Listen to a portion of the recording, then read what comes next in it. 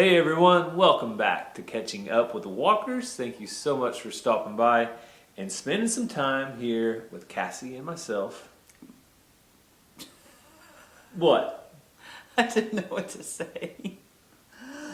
I tried saying, I don't know, hi. So Cassie's brain's waking up still, but she does have her favorite cup, which is what?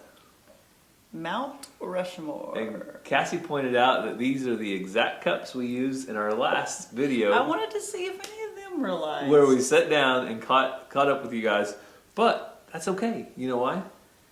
Because that's my cup too. Because I picked that out. Once you get a favorite cup, this is one of our favorite places we've been. I mean, they're all amazing, but like, I really enjoyed Petit Jean State Park in Arkansas. Beautiful state park. The natural state of Arkansas has so many cool parks to go to. Devil's Den, Petit Jean. There's just a lot of them within a couple hours drive from us. So we need to go back there now that the kids are older and could actually hike more. Yeah, well, I think they had a big old pool that we didn't even do. Yeah. It was like a community type pool. So. Yeah, just a big swimming pool. That Mount Nebo was the other one. I don't know exactly which one the pool was at, but anyway, that trip was awesome, and we look forward to a lot of other trips, but not right now because summer is winding down. It is. At least for the school year, it's about to begin, right? Mm-hmm. How many days? Oh, I don't know. 2 weeks? Less. Less than 2 weeks? I'd say like 12 days. Okay. To say that I'm a little excited would be an understatement. 10 days?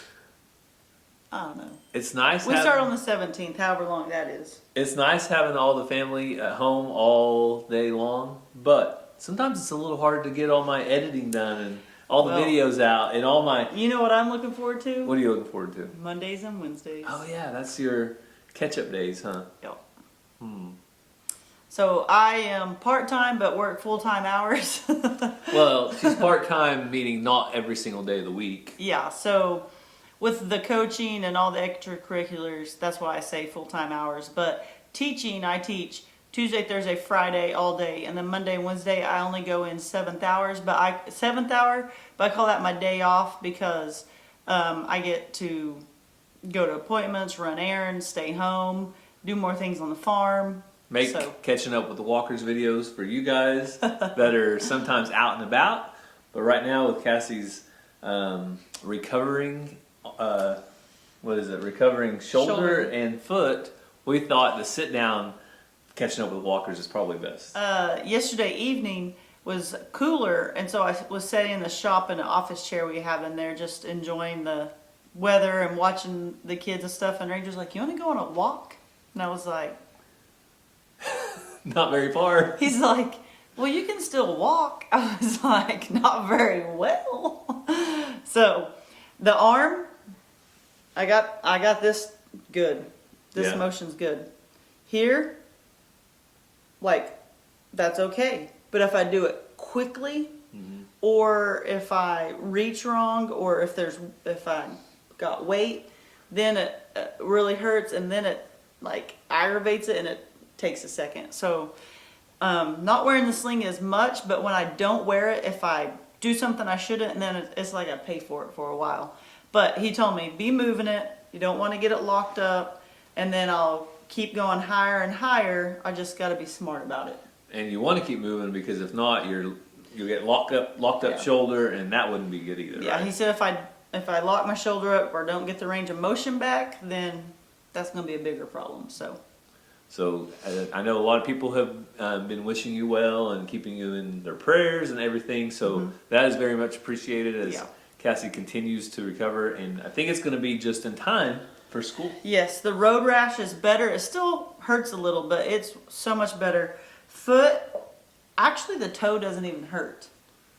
So the main thing with the foot is, if you've seen it, the whole top from front to back is black and blue, so like it hurts to walk because it's so bruised, but it was really swollen for a while. Like to put the sandals on I've been wearing was hard, but now it's just normal because the swelling has gone down. So I think when the road rash is a little better, the toes or the foot itself has healed a little better, the limp will go away. Hopefully I remember how to walk correctly. And then you can go on a walk with Ranger. Yeah. Someone said I needed to see an orthopedic surgeon. I did see an orthopedic doctor. I went to the ER.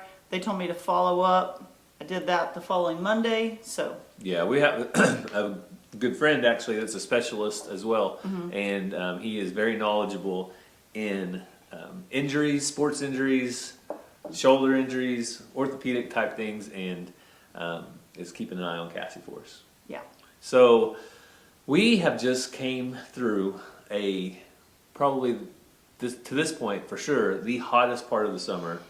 We went. I hope it's over. We went probably 14 to 20 days with no rain, and most of those days were over 100 degrees. Yeah. So you guys will probably remember I bought 7 speckled Sussex back in April at that exotic sale. I only have 1 left, and they were just a few days old. I don't know exactly how old they were, but you always lose birds like when they're little chicks. Yeah. Most of the time, you're gonna lose some, but it was like weeks later, months later, that I lost them. So I'm really bummed because I was really wanting more speckled Sussex, and I think it's gonna be a rooster, and I was really wanting a hen. But what I was gonna say though, just I've lost half a dozen chickens. Well, so just But not mainly the just chicks. in the last week. Yeah. Yeah, but over this series of time, and that's what we're getting to, is the animals on the farm suffer from the heat. Yeah. And not necessarily the highs being that hot, because it didn't seem like we would lose anything when it gets hot and then it gets below 80 degrees. Yeah. But when the lows of the day start going above 80, so like 81 or 82 degrees is the low of the day. Like it never, and that's like at 3 a.m. in the morning. Well, and it's kind of variety of ages. Some that are older, and then the younger ones. But it seems like the weather is what really, if they have any type of ailment, or if they're younger, older, it just really, what am I trying to say? Like magnifies that. The heat does. Yeah, so the most vulnerable. Yeah. Of any, And they look totally fine, and then all of a sudden you're like, uh-oh. well, the most vulnerable of any animals are the oldest ones and the youngest. We lost one of our originals. We call them the OGs. The chickens that we got from Chad. Yeah. We lost one adult chicken, and that was the only adult one, I think, that we lost. And we got those from him in March of 2020, and he had already had them probably 3 or 4 months, maybe longer. They weren't laying yet, so they're going on 3.5, 4 years old. So they were older. But there's one animal that we really hate to update you on that we lost, and that is because not only was it one of our most favorite animals, but it was also one of the newest to the farm. Yeah, and we're telling you guys because this is catching up with the walkers. You all are the MVPs, and we're telling you first. Yes. So unfortunately, one of our little lambs that we have from our baby doll sheep, Lacey was her name. She was about half the size of a other lamb. And I just started really noticing that recently, because it was like the white one is just really growing, and then she wasn't.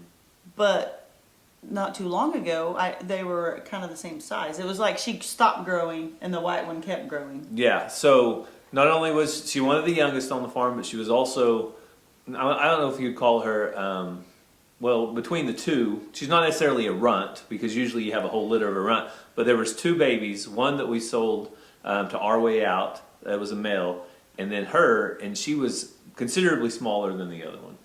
Yeah.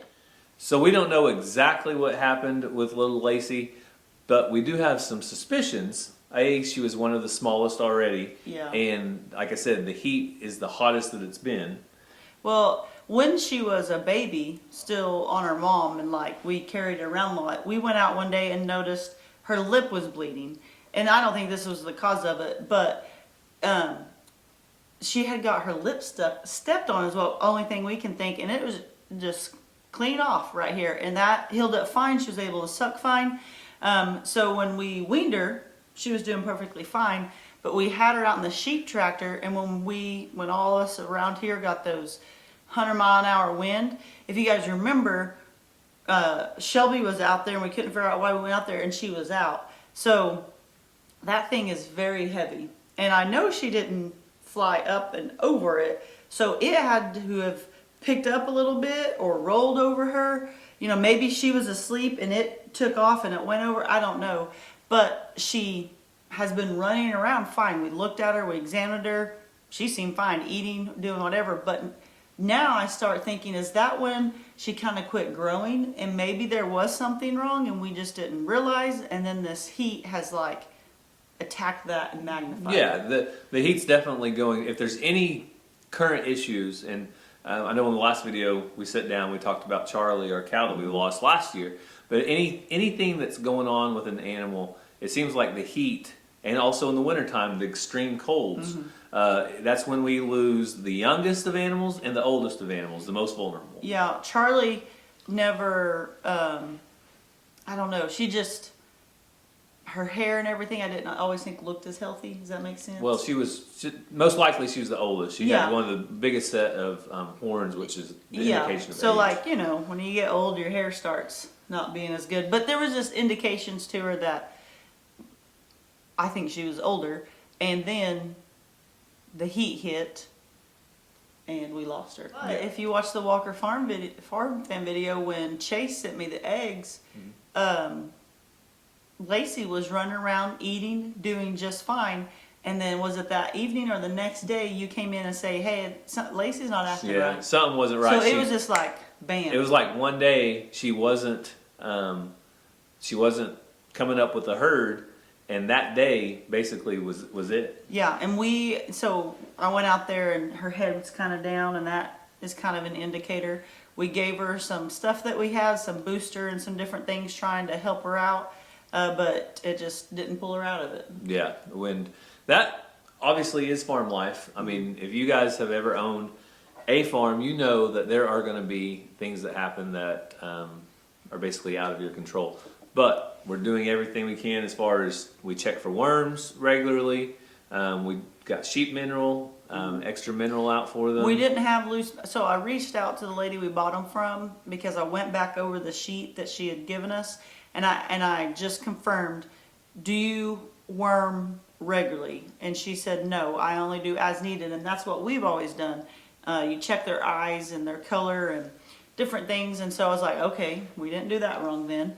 I looked back and she said about the shots and things they needed. We did CDT, we did all the shots. They got that, but then she had on there loose mineral, and so we picked some loose mineral up for them to have just in case it's needed. So yep. So that's what we're doing, is everything we can just to make sure that the rest are healthy, and they all look great. So. Yeah. I know the heat, like I said, is hard on animals, and we're going to do everything we can to keep them healthy.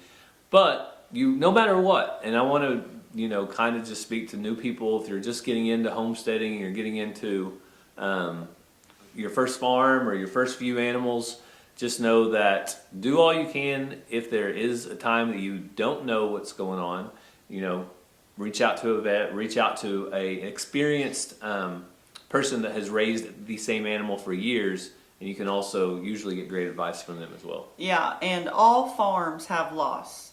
If you don't think they do, they just aren't sharing it, or you just don't know, or they bought another one to replace it.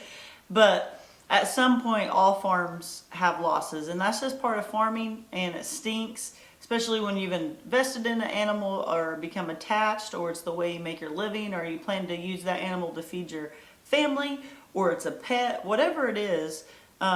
It's hard and it's frustrating, but it's just part of it.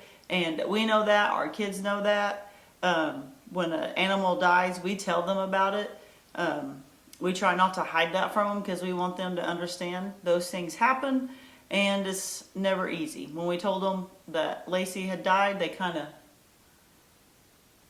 they were shocked, not real happy about it, but they know it's part of it. Yep. So we are going to be, obviously, already Cassie has been looking for some new sheep, but we'll probably be waiting until what, the fall? Yeah. I would like to get past this big heat and all this stuff, get things settled down. Yeah, I had found a ram and possibly a wether and some more ewes, but right now is probably not the best time to bring them on the farm. And then when I don't know if I told you this, Gary, but when I reached out to the lady I got the baby dolls from, I told her I'll be wanting a ram probably next month or so, and she gave me a number to someone who she knows that has them. And Gary had just said the other day, if we get more, I'd like to get them from the lady we got them from, because she takes very well care. She had a whole sheet on what to do. Anytime I text her, she helps me out, answers questions. And so if she recommends a friend, then I would love to go that route, because I know she's particular and how her animals are raised. Yeah, and I know there's been some people reach out to us about different people on either on YouTube or different places that have sheep that are going to be selling, or herds and things, but I don't think they understand that the United States is really big. yeah, we're not going to drive like halfway across the country to get 3 sheep or vice versa. Like, it's just, it doesn't make sense to us. I know there's somebody in that person's area that's probably looking for sheep as well. And when we find animals, we don't like to drive longer than an hour, maybe an hour and a half. We're not specialty breeders. We're not so like tuned in on. We're not like, oh, that's the register we want or whatever. We're not registering anything. But 2, I don't think it's a great idea to get an animal in a different type of climate or weather. So when we bought the Highlands, and especially like the Highlands and the baby doll sheep, we got them locally, so they were already acclimated to this area. They actually came from pretty much the same area. They both came from up around Tulsa area. Yeah, so I wouldn't want to go to a place that is cold and has a lot of snow and bring a baby doll sheep back here to where it's gonna be totally shocked to its body. So that is what you have to look forward to on Walker Farm. Eventually, we will be getting another ram, or a ram, probably a wether to keep with the ram whenever it's separated, because that's one thing, we'll have to separate them out most of the time. And that's going to be a new pen that has to be built. So are you going to help me build this pen for your future ram? I can drive holes with one arm. Mm-hmm. All right. Sounds like I yelled. If you would stop smoking cigarettes, you'd be able to drive a couple more posts. You're gonna offend somebody. I'm just joking. That's a joke. So moving on. Cassie, what? There's not anything wrong with that, I don't think. Is that distasteful? I don't know. You should probably go on though. Okay, we're gonna move on. But that is to come. So you have to subscribe, and if you're already offended, you might not want to hit that bell for notifications, but if you're still with us, then we'll talk about what's coming up. So as far as catching up with the walkers, and you guys see this hat right here, Chestnut Hills Farmstead. I know it wasn't Homestead, but I wanted to make sure it was right. Chestnut Hills Farmstead. We are going to be going out and visiting them next month. Hey. Yeah. It says the town they're in, and that's where we're staying, right? Clinton, Alabama? I don't know. I'm not going to advertise that. So you might get mad. There might be a smoker out there that wants to throw a brick through my windshield. Please don't do that. Yeah, we're going to be staying in Alabama somewhere, and Cassie's going to give away all our locations. I'm just joking. Well, okay, we're going to a meetup. Obviously, they realize we're staying somewhere, and if they're real weird, they're going to follow us when we go there. So, like the walkers are leaving the meetup. Let's see where they're staying. We are now they're getting weird.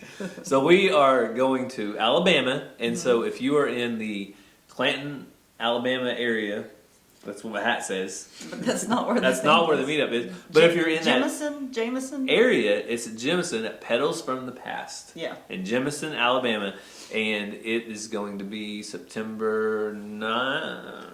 I think it's the 9th. 9th? Or the 6th. Whatever the Saturday is. I'll tell you right now. Just hold that thought. It will be September the 9th, and our family will be there. So if you are in the Alabama area, Or you want to drive there. or you want to visit, A lot of you guys say, I wish the Okie Expo was in a different state. Well, that would be weird. But now you have this opportunity in Alabama. Maybe if you're around there, you could drive or fly there. Yeah, if you're a little further east, like Yeah. Mississippi and that area, then that'll be a lot closer. We would love to meet you if you would make the drive over to Pedals from the Past. And I know there's going to be a big group of YouTubers there. I was going to say, I'm not going to start naming them, but the most important, the biggest I think is Cog Hill. Mm-hmm. And then, I told you that one that we started watching. See, I shouldn't have started naming them. Okay. But there's going to be, we can put it on the screen? Probably not. Oh, okay. I don't want to go start looking for pictures. Okay. I want to get this video out for you guys. Okay, well, I'll put a link in the description I'll for post it on Pedals our- from the Past. yes, and I'll post it on our community page one day, if I already have. But anyway, there's going to be YouTube channels there. There's going to be, there's some that are kind of like featured, but then there's going to be some others that's there as well. But it's going to be a good time. They have a lot of activities. They're going to have like a county fair style contest, and they've now got the information of that on the website. So it's going to be a good time. Yep, it's going to be a meetup, Yeah. more or less, but there's also going to be an opportunity to learn. So there are going to be Yes. people speaking. And it's all free. We need to say that. It's all free. It's all free. So there's going to be people speaking about gardening and the finer parts of gardening. I expect Cassie to be taking notes, and I will take some notes as well, and she can apply everything that she learns. Are you going to take notes about chickens? When we If get go back to a chicken class to one day? Oklahoma? There's not a chicken class there. I taught a chicken class at the expo. Did you take notes? I was sitting right next to you, and I was there for every bit of it. But I'm hatching eggs, so I don't know what you're talking about. I'm hatching death layers. This is my first hatch. I put them in the incubator. I'm taking care of them. So I've put water in let's my see. lunch. So if all of my eggs hatch, then I am a better hatching person than Cassie. Because your hatching rate's usually only like 80 or 90%. So if I get 100, I've got 100 before. if I get 9 out of 9, 100%, then you're going to buy me a crown with a chicken on it? You'll get 2 pats on the back. Well, I've got some silver death layers for sale. I can't can't sell all my chicks before they hatch, but I'll probably have at least 5. I might bring them to that meetup. If you guys are interested, just About that. send me a message. If you're coming to the meetup, $100 a bird. I'm just joking. if you're coming to the meetup, bring me eggs. My goal is, after yeah. this meetup, to fill up my big hatcher, because it's never been full. That'd be a lot of eggs. That'd be a lot of eggs. So, I want to She have... needs like 120. She needs 10 dozen. I want to have eggs from all over. And when we go on vacation, I try to get eggs from people, or if we go meet YouTubers or whatever. So, Alabama meetup, bring Cassie eggs. I don't care if it's 1 or 60. Bring me eggs, and they'll go in my incubator. And we'll see what your hatch rate is compared to my hatch rate. Okay. Because my hatch rate's going to be pretty good. I've been watching it like a hawk. It had 85 humidity the other day. Yeah, it's really humid in It's Oklahoma. not supposed to be that high. It's not You my put fault. Too much water. I did not put too much water. I put the right amount. I put exactly what the book said. Because when I went to the Crazy Chicken Lady's talk at the Okie Homesteading Expo, she said, follow the directions in the book to a T. And you know what I did? You came in here and asked me how much water to put in I there. followed directions to a T. You came in here. Nah. I'm icing, and Gary comes in here. How much water do I put in that incubator? Did you read the directions? The other incubator had a little black line because Cassie forgets, I often have to fill the incubator up to that black line. And this one didn't have it. So 1/3 of a cup. If you got a hatchmate, 1/3 of a cup. That's what it took. All right. So you guys wish me luck. I know at this point, since I have declared a contest, that Cassie will probably try to sabotage my hatch. No, they're death layers. I want them to hatch. My 9 eggs are probably not safe at this point, so I'm going to set up some surveillance and alarms in case you try to In the pantry. sabotage my hatch. Don't do it. I'm going for 100%. And once I get my hatch Have you ready, candled them? we'll do. It's not time yet. Oh yeah. Yeah, I got a couple more days. I read the. When did you put them in? I read the Hatching Book of Perfection. So when did you put them in? Wait. What day are you on? I had to go check my YouTube calendar. He didn't even write it down. Okay, so here's the thing that you might not know about, but whenever you make a lot of videos on YouTube, which I think we make a lot of videos. Do you guys think we make a lot? It's 5 videos a week. There's only 7 days in a week. 3 on Walker Farm Fam, 2 on Catching Up with the Walkers, and then we do at least 2 short videos a day on Facebook, which some of those come over to YouTube as shorts now. It's empty. Hurry up. So if you do that many videos, all you have to do is scroll back in your videos and see what date you put them in the incubator, because that's usually within a day or 2. What if you didn't post for 2 or 3 days? It's usually within a day or 2. So I can check my YouTube calendar and I'll let you know. But what day? So for all the people with inquiring minds, what day do you candle eggs, Cassie? 7 to 10 days. 7 to 10 days. I think we're almost there. It was about the time you got all banged up. Yeah. So, because. You were going to put them in the incubator while I was at church camp. Mm-hmm. And then I went out there and got another egg to give 9, and I hadn't had a 4-wheeler wreck yet. But there wasn't an egg out there, was there? Yeah. To get the 9? Yeah. I think that. I carried them in, and then we didn't put them in for another day or 2 after I had hurt myself. Oh, yeah. So I had gathered them for Cassie. She was supposed to hatch them, but I'm the one that ended up doing it because she had a bum shoulder. So that's how Somehow this always gets turned around to be my fault. That's how my first hatch happened. So, as far as prayer requests here on Catching Up with the Walkers, we do want to remember those in need of prayer. And today we do have a friend of ours that is in need of prayer. Yes. You guys, most of you probably already know Ed Kirkpatrick. He is a longtime follower, also has a YouTube channel, and he is just Oklahoma YouTubers think he's about #1 around. So well, yeah, also just a friend. I mean, yeah. he is has came to supported us through all the stuff we've done, and that's what I'm saying. Us around these parts, we think a lot of him. Yeah, because he's come to all the expos. He's come to meetups. So he's not just a follower, not just a YouTuber. He is a friend. But you guys can go over to his channel if you want to know more about it. But he's having some back pain and different things, so be praying for him, that the doctors have wisdom, but also he takes care of himself. He's kind of a go-getter. Yeah, I don't see a whole lot holding Ed down. Yeah, so period. But if he's in pain and not able to get around, then it's a big deal. So be praying for Ed. You guys could go over there and tell him that we sent you and that we were praying for you, and maybe that we're praying for him, and maybe that would brighten his day. Yes, we would appreciate that. So we are going to get off of here, but also good news, a praise for the rain that came. Oh, I didn't even know it was supposed to rain. So we got a good rain yesterday. It cooled the temperatures down.